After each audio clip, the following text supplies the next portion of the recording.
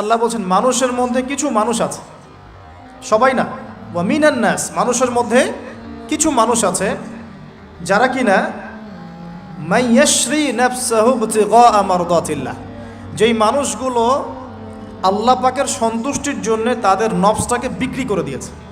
সুবহানাল্লাহ, চারটাখানি কথা না, কিন্তু মানুষের মধ্যে আল্লাহ কিন্তু সূরা বাকারায় বলেছেন শুরুর দিকে, মানুষের মধ্যে কিছু মানুষ আছে যারা মুমিন, কিছু মানুষ আছে যারা কাফের, কিছু মানুষ আছে যারা মুনাফিক, শুরুর দিকে পাবেন।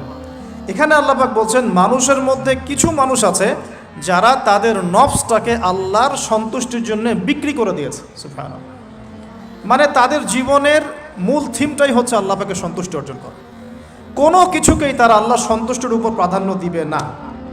যদি কোটি টাকার অফার আসে হারাম, সে সেটা রিজেক্ট করবে, আল্লাহ নারাজ হবে। একটা সুন্দরী মেয়ে যদি জেনার অফার করে, সে রিজেক্ট করবে, কারণ সে আল্লাহকে ভয় করে।